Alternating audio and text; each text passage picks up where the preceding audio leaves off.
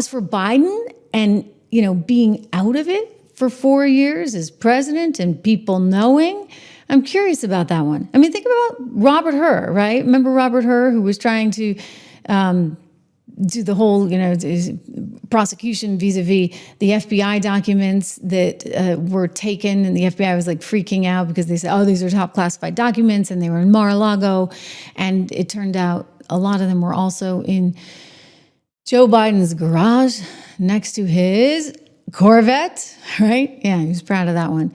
All locked up right next to the Corvette. Anyway, Hur decided that he couldn't actually move forward with any of the litigation because Joe Biden was too frail and too old and didn't sound like he knew what day it was, right? And we're sitting there going, whoa, wait a second. Like, he's running for president again? I mean, you can prosecute Trump, but you can't prosecute the guy that's president that did the exact same thing because what? Because he's never going to get a jury conviction because nobody thinks he knows what day it is, literally. That's how gone he was. And yet they wanted us to believe he was all that and more. Well, guess what? They're having some hearings over that one right now on Capitol Hill. And 2 top Biden aides now are going to be testifying. They're set to testify in the probe of the Biden mental health decline. We heard from the doctor already. He's pleading the fifth. He doesn't want to say boo. We heard from, Dr. Jill Biden, not a real medical doctor, a PhD in education. Gosh, that's got to kill her. What's going on with the Department of Education right about now? Anyway, Dr. Jill Biden, her chief of staff, Anthony Burnell, he was like the big bomb, right? Like, he was like the guy. He may have been the guy that was running the whole country. And he also took the fifth. So none of them want to testify, but they're going to continually be questioned because, you can't really have a country where America elects someone and then that person's not really running things. You can't have the wifey running it or the wifey's chief of staff or whoever was choosing to sign off on pardon after pardon after pardon. 8,000 of them in the final days. The only thing that actually got signed for real was Hunter's pardon. Go figure, after he promised us repeatedly he was never going to pardon his son. Unthinkable. Not happening. Was never going to do that. And yet he did. Of course he did. Of course he did.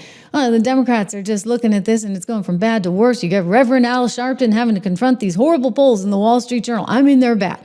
They're bad. The worst they've been in 35 years, and none of it surprises me.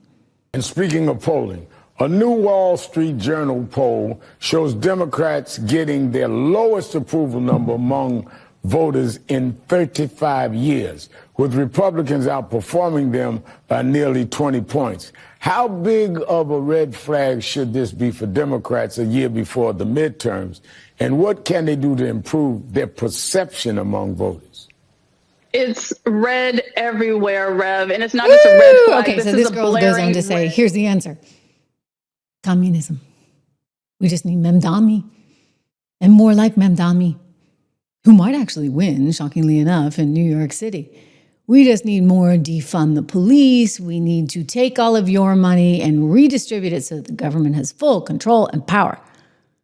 We need more AOCs, more Mendamis, more like the guy they just got out there as a mayoral candidate in Minneapolis. This is where they're heading. It's not going to help them. And they think maybe if we can just get, in enough podcasts, if we can just go out there into the conservative universe and spread our message of communism, that it will somehow ignite. I mean, this is the latest and greatest. We're just going to go on those bro podcasts, and that'll fix it all. Molly, James Tallarico, your thoughts? He's amazing, and he's doing a thing which I had been so trying to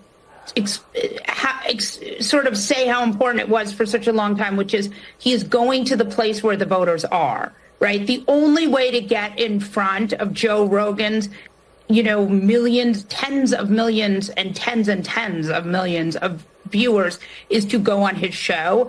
And that, I think, is so important. The other thing I would say, she's basically admitting nobody watches MSNBC anymore. And so you can sit there on your MSNBC show and speak in your little bubble, but nobody actually hears it. It's kind of amazing. I was saying this to someone the other day. I actually get more viewers here on the Trish Regan show on YouTube than I ever got in my cable career. And it's sort of like, it's mind blowing, right? Like it's just a whole different experience. And it's kind of cool because it's sort of a three-way thing where I can see what you guys are saying in real time. And there's a whole lot of authenticity in more ways than one. Thank you for all your patience because you guys are truly, truly a patient team. But I think that you appreciate that authenticity. And I think, it goes both ways. So in the meantime, you've got these sort of staid cable networks where look, and it happens on both sides, right? Conservatives are going on to Fox because they feel safe there. You've got liberals going on to MSNBC and to CNN because they feel safe there, but they're not actually being heard by anybody else. They're just being heard by their own insular community. And that's not going to get them anywhere. But, I'm sorry, you kind of lost me when you turned to AOC and Mamdani and communism. Like, I don't think you're going to capture any of America with that. Been there, done that all around the world. And guess what? It's never worked. If any of you pick up a history book or maybe travel somewhere, you'd figure that out.